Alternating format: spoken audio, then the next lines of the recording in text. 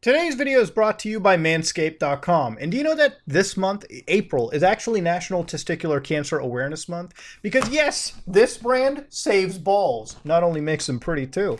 Of course, one man every hour, every day is actually diagnosed with testicular cancer. In fact, testicular cancer is actually one of the most common forms of cancer for any man aged between 15 to 35. Now, with men's health and hygiene always in mind every month with our friends at Manscaped, obviously cleaning up those balls down there, Manscaped has partnered with the Testicular Cancer Society to help you really take care of yourself down there. And it makes sense, because remember, you don't just want your balls to be beautiful when the pants are off, you want those balls to be healthy throughout the remainder of your life. And if you go to manscaped.com, you can check yourself for testicular cancer while you watch this video itself. One of my favorite products in their collection actually is the Lawnmower 4.0 trimmer, and I use this every time to shave my balls to an absolute perfect T. And of course, they sent a really nice cool one with actual engravings on it. It's actually purple down there too. It's waterproof, cordless, and it helps save time because it needs to take care of all the body hair grooming in the shower with no absolute mess. It's built with skin-safe technology, and it has these ceramic, precision-engineered blades which help reduce the chances of getting nicked and cut in areas that you absolutely want to make sure are maintained. Nobody wants damaged balls. That's not the goal of today. It also comes with adjustable trimmer guard so you can pick your preferred hair length, and a really cool LED so you can actually take care of your balls in the absolute darkness if you really wanted. Remember, we take shaving the balls and saving the balls incredibly seriously. And, of course, with partnering with the Testicular Cancer Society, Manscaped is donating $50,000 to their partner for any person impacted by testicular cancer. If you want to help support their mission to shave balls and save balls, learn more by visiting manscaped.com/TCS and even making a donation to the Testicular Cancer Society org. So again, as always, you can use my promo code SOG for 20% off and free shipping at manscaped.com. And of course, remember, join the Manscaped movement and join to save that juicy pair.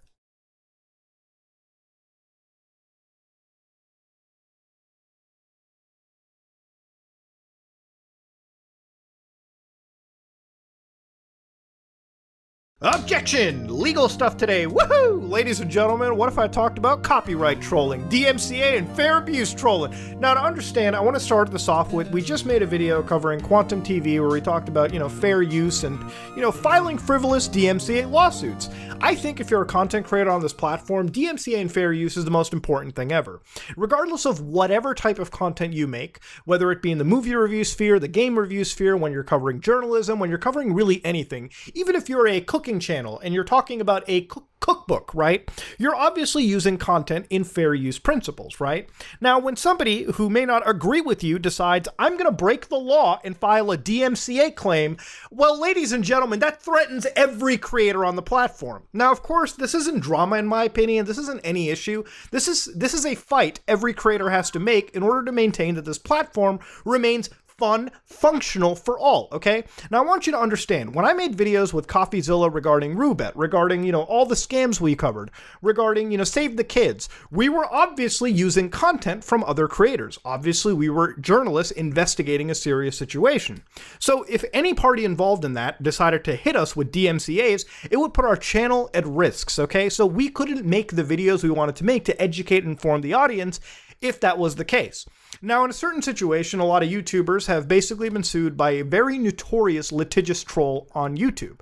Now, this is a channel known as Acerthorn, okay? Now, Acerthorn's got 2,300 subscribers, and before we continue, obviously, I'm going to say, regardless of whoever party is involved in a video I cover, please do not harass or dox or do anything to him, okay? I understand when it comes to heated situations like this, there are bad actors out there, and I completely disavow anybody who does. You're not welcome in my community if you do dumb shit like that. I make these videos because I like to cover cool internet things, cover cool little internet mysteries and deep dives, and I have no intention to cause any harm towards any individual like this. Ladies and gentlemen, hold on to your butt plugs, hold on to your G Fuel because it gets serious. Now, of course, Acerthorn filed a lawsuit on numerous YouTubers.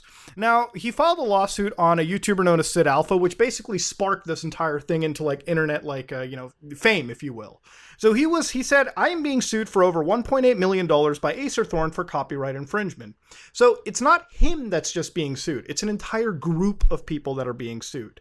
Which groups of people? Let's look. Now, inside this document filed on March of 2022, you can see that Acerthorn is suing Enclave Emily, Echo Wilder, Cretosis, Just Emmy, Sid Alpha, BB Fiza, Rogue Internet Man, a whole bunch of YouTubers, and also, believe it or not, Shira Perlmutter, who, for those of you who don't know, is the Register of Copyrights and Director, U.S. Copyright Office.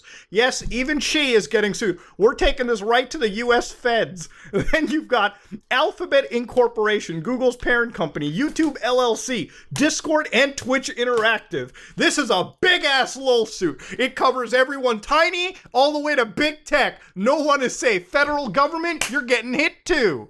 Now, in this case, basically identities involved were Acerthorn, in this case, the actual channel that we just saw. But what was really important here is what they were trying to sue for. So in this case, Acerthorn was suing because people misused his copyrighted works. So in this one, the most important is the April 10, 2021 live stream. First, there was a live stream I did on April 10, 2021. I accidentally turned my live stream software on without realizing, and so for approximately 1 hour and 43 minutes, my viewers could see me engaging in such mundane activities as walking around my apartment, eating some hot dogs, and watching some YouTube videos for my own personal amusement. I registered with this stream with the United States Copyright Office on May 26, 2021, and registration was subsequently granted. At one point in the video, you could hear some strange noises which sounded like a dog barking and snarling. These strange noises constitute the most interesting part of an otherwise boring video, and therefore it's the heart of the work, okay? Number 23, I did not wear a shirt for this live stream. It was the only video or live stream ever done without a shirt on, which means that at any time anyone else depicts me without a shirt, it necessarily comes from that stream. 24, there was one time during the stream where you could hear me saying, "I will kill you." I do not remember saying this, so I can't tell you what I was thinking at the time, and I was alone, and so I could not have possibly been using a genuine threat, since my words had no intended audience. Despite this lack of criminality, many people see it as evidence that I'm homicidal and psychotic. I transferred the live stream to my YouTube channel, restricted viewing to only those who paid my channel $20 a month. So basically, if you sign up as a channel member, you could watch this as like a VOD, if you will. At the time of writing, nobody has paid that fee, and there is no way to download directly from Twitch.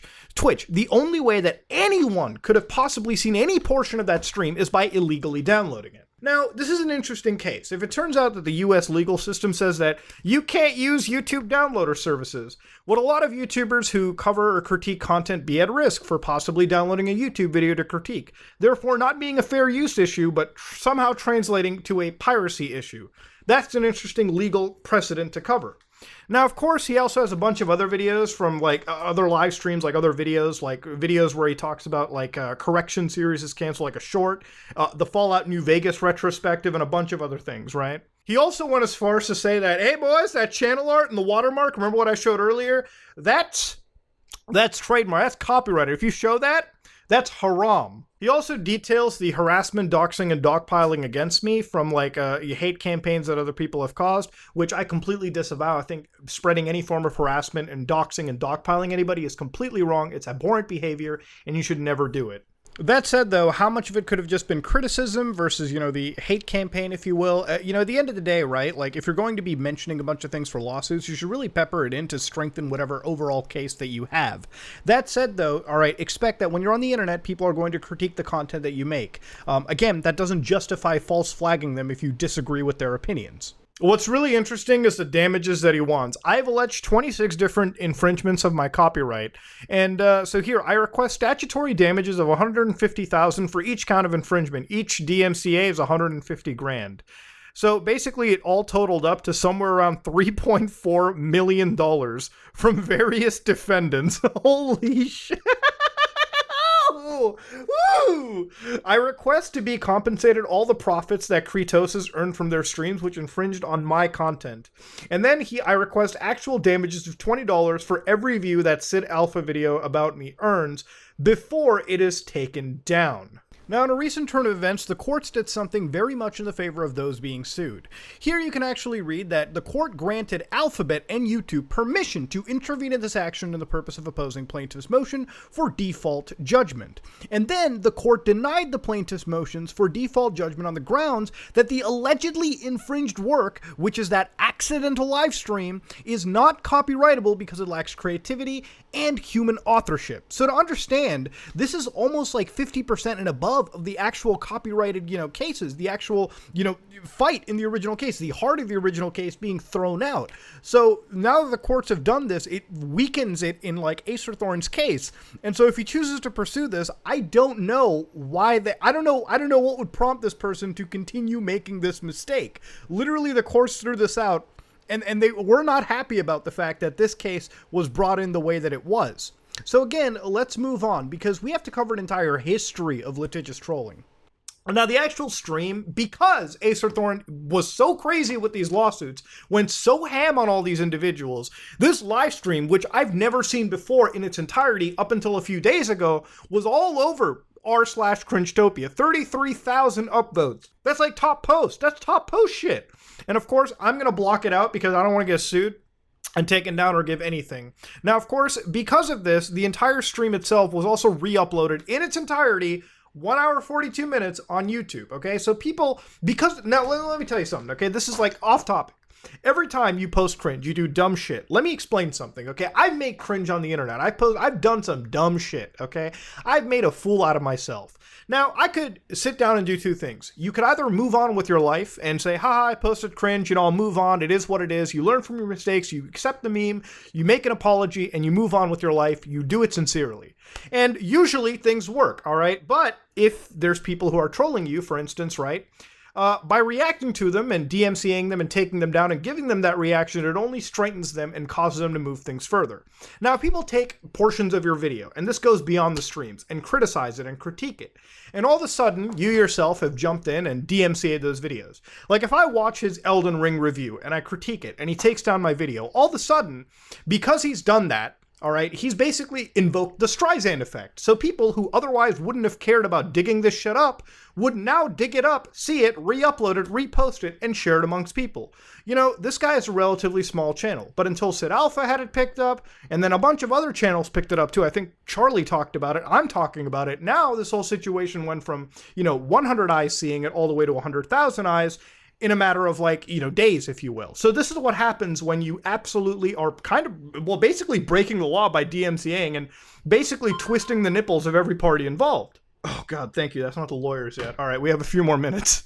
Now, as somebody who's watched this live stream, I can't say it's anything special. If anything, I felt genuinely sad watching it, simply because it was just somebody who didn't know the stream was online, and they definitely appear to have suffered from some sort of mental problems. At least self-admittedly, Asperger's, but also intermittent explosive disorder, from what I've read, allegedly is what this person, suffers from, which intermittent explosive disorder, after reading further, is actually characterized by just bouts of, rage, really. So there are some mental, faculties at play over here that aren't all the way there. It's not a full deck. You've also got depression tossed into it, so understandably, this is a soup of, mental disorders, mental illnesses that you sort of have to walk gingerly around. That said, though, we are going to get into stories where elder abuse is brought into situations, just generally giving threats to big organizations, and abuse of copyrights and various things. I think obviously the abuse is a little bit more substantial. When your actions are harming other individuals, and you are a threat to the livelihoods and the safety of others,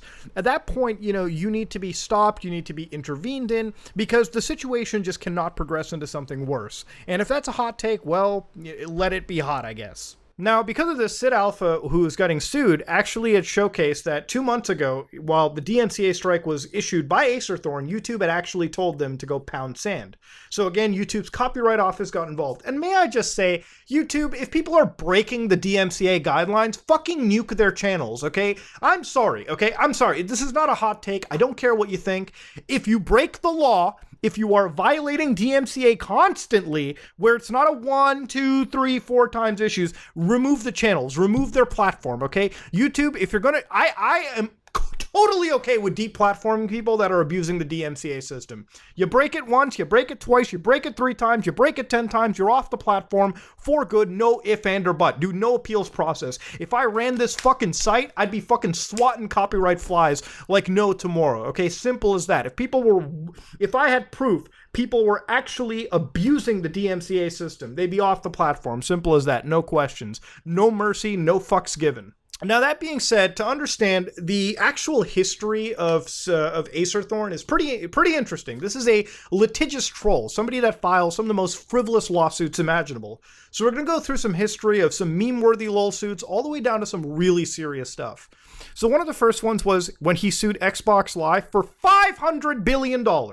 Yeah, $500 billion, the GDP of certain small countries all in one lawsuit. Now, one of the earliest cases here where he actually was trying to explain how Microsoft actually owed $500 billion in an arbitration payment. Now, what's interesting is he actually entered a contract with Microsoft, as he claims, when somebody's starting an Xbox Live account. And what he had done is he had sent a amended terms of service to Microsoft, and basically it said if Microsoft did not respond, they would basically be forced to give $500 billion in damages, right? Basically, inaction would cause Microsoft to agree to this contract. And here he introduces the forfeit victory clause. Now, to understand, the forfeit victory clause, according to Acerthorn, is basically where he will give you like 24 hours, 10 days sometimes to like respond to an arbitration claim. If you do not respond to it, he basically wins by default. Now, of course, as you can imagine, Microsoft probably didn't even see this, and they didn't respond within 24 hours. Therefore, in terms of Acerthorn's case, he believed that he was owed $500 billion. Now, of course, as you can imagine, this never really did go anywhere, and to an extent, he actually had some few quotes that we're going to read. In fact, I see a lot of friends and family who get pushed around and walked on, who have causes of action against them, but they choose not to pursue those causes of action. Lots of people are victims of torts. Few of them actually sue over them, but that doesn't mean they can't.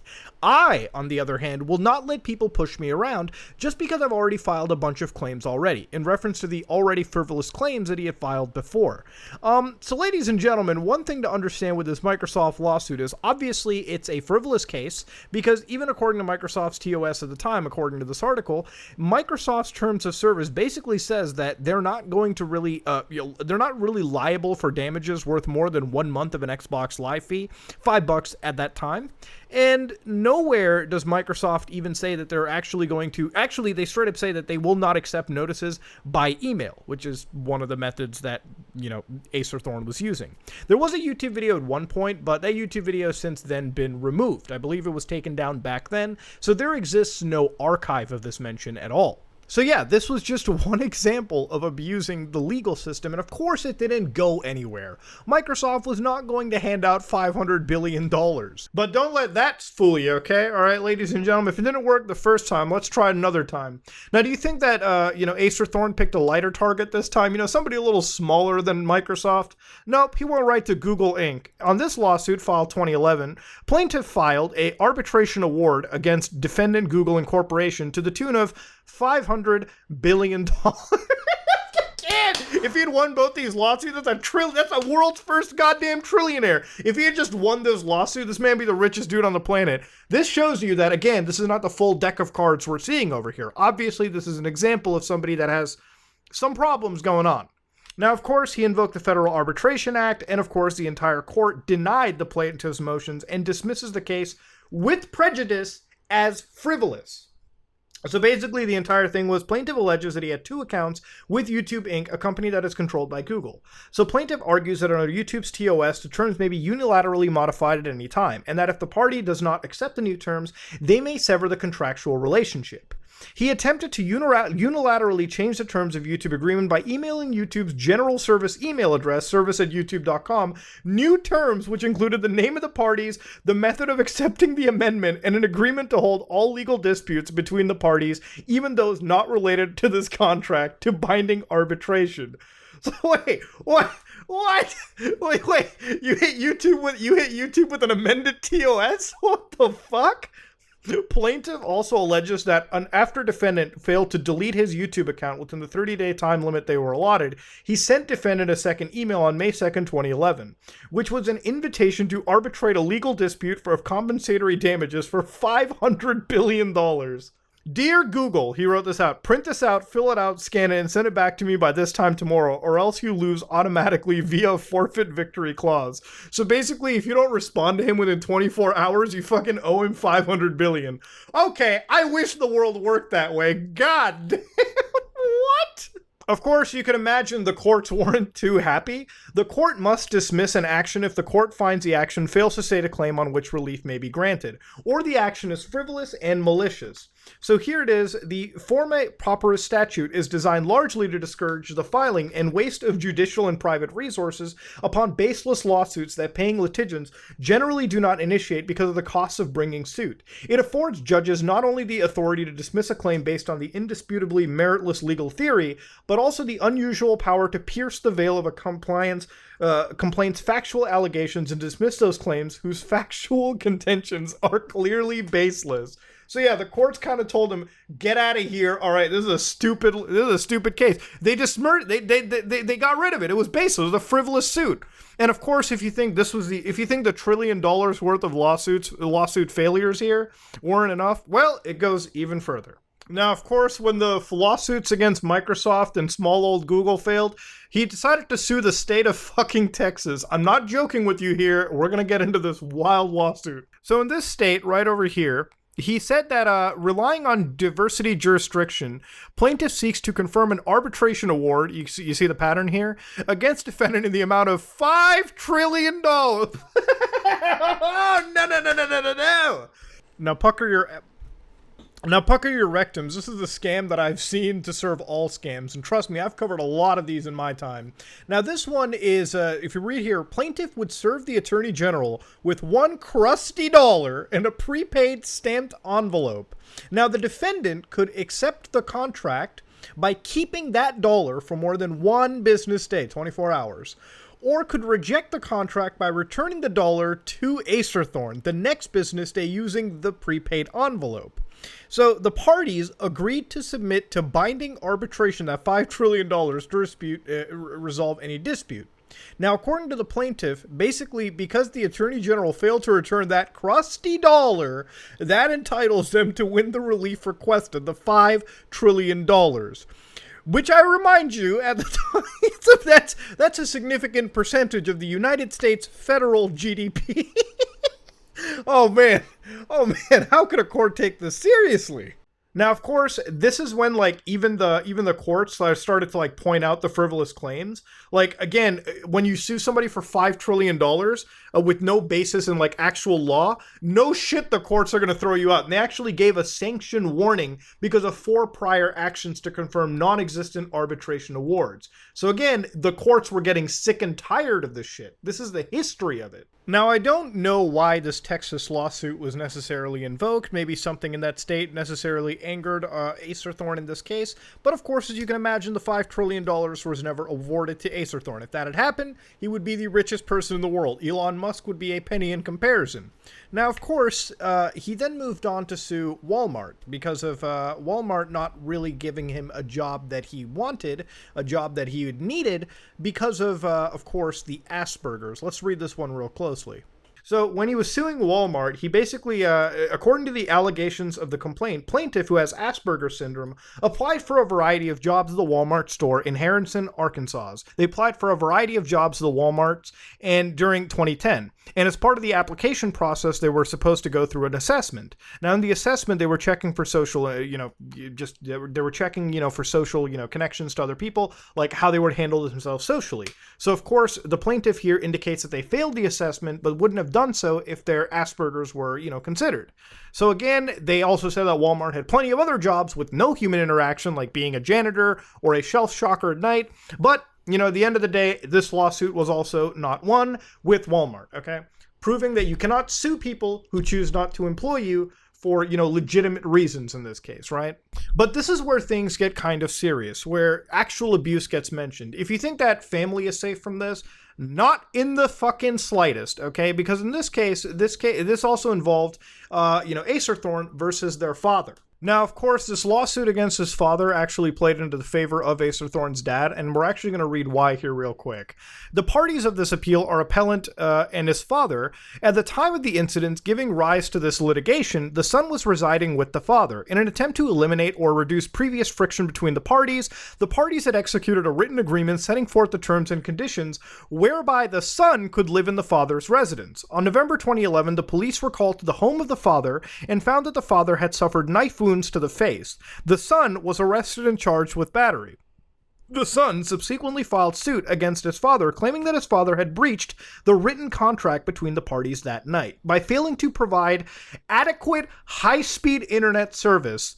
Holy shit! The broadband was slow that day. Let's go. Let's start. That was the problem. The internet was slower that day. It was not adequately high speed enough. Elon Musk's Starlink was not made by then. Christ. Appellant further claimed that after he confronted his father about the problem with the internet, his father punched him in the face, and then the father purposely cut his own face with a knife to make it appear as if he had been attacked by his son.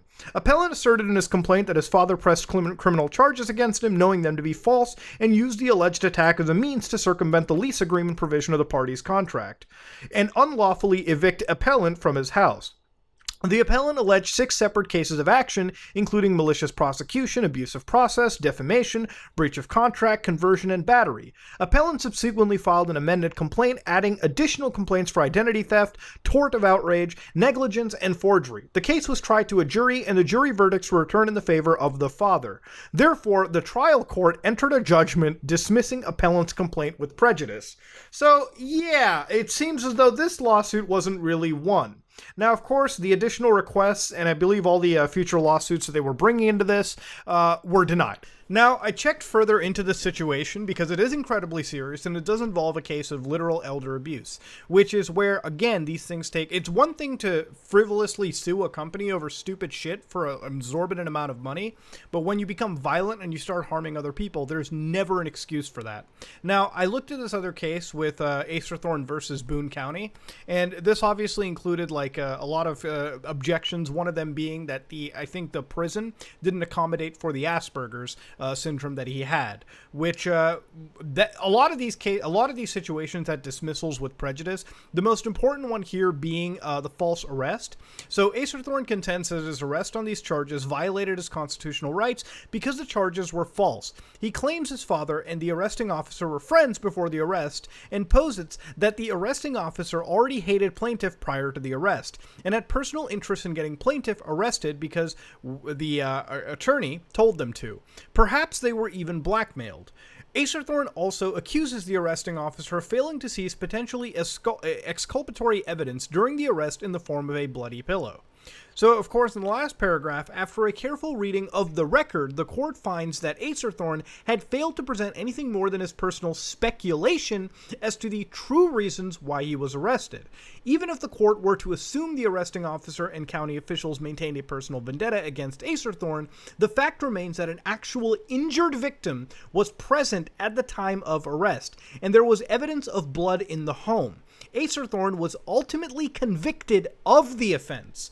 Accordingly, the court cannot find that there is any evidence of a policy or custom of Boone County that violated Acerthorn's right with respect to this arrest. The claim is therefore dismissed with prejudice. So according to this final paragraph, according to the case law here, the case text, it seems as though that this was an actual conviction of that specific offense, which again is incredibly, incredibly serious.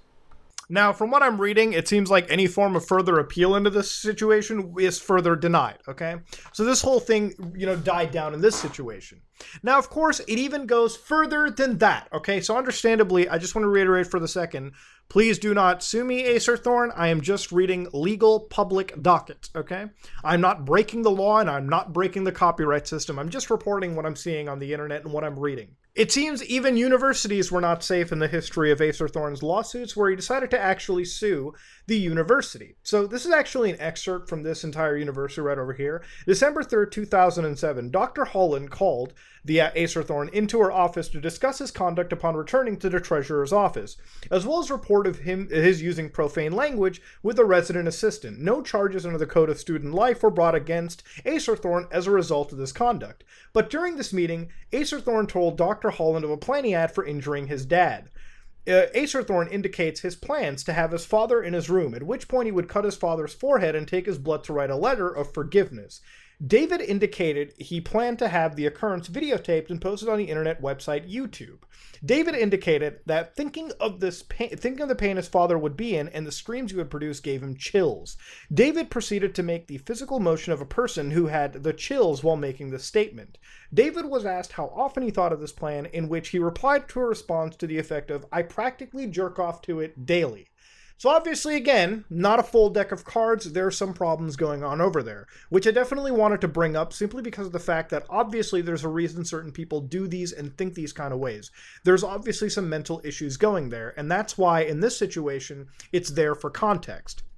So again, Acerthorn's not a clean individual either. This person goes beyond the whole idea of copyright trolling, and in certain cases, there's a lot of allegations and, mentions of abuse. Serious situations that go far beyond DMCAing and fair use, just as part of these entire history of bullshit litigious lawsuits. Even when it came to this entire university with Arkansas, it got to a point where, he literally went, because he couldn't get his medications, that there could be another Virginia Tech incident, isolating the actual Virginia Tech, shooting that had happened years ago. So again, not something you want to bring up to a university, okay? Especially back then when it was more fresher than it is now. That's obviously going to land you in hot goddamn water. This is the kind of emails that he had wrote to the actual university, where it's like, listen up, you maggot. For the purpose of this email, I'm not talking to the University of Arkansas. I'm talking to David Gearhart in your individual capacity. Remember, since I'm addressing not the UA Chancellor, but David, that means you do not have sovereign immunity. What? What? In January 2008, I was expelled because of your inbred crackpot employees couldn't be bothered to accommodate my disability. They say I made a threat. You did, all right? If you're talking about, it comes across that way.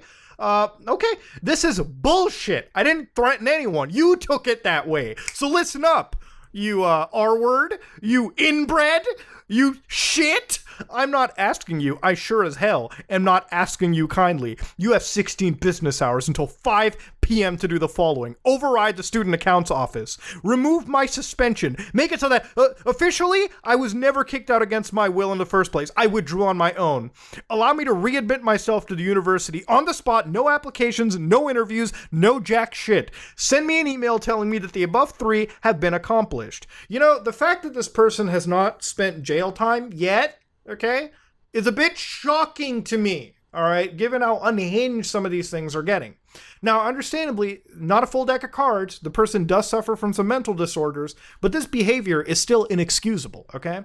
Frankly, I hope Acerthorn gets the help that he deserves. Breaking the law, violating DMCA, and filing lawsuit after lawsuit like this is not helping your case, bro. Simple as that. It's gotten to the point where, if you think about it, the actual money that, Acerthorn is actually spending to file these lawsuits is also another detriment. Dude, in order to break the law and file lawsuits like this and violate the DMCA and fair use is probably putting this man into debt right now. And I'm going to hope that Acerthorn does a pretty good job, because when you're this down in the hole, this down bad when it comes to filing suits, and you're on the bad terms with your local government, the legal system, the people on the internet, this is not something you want to be in a situation.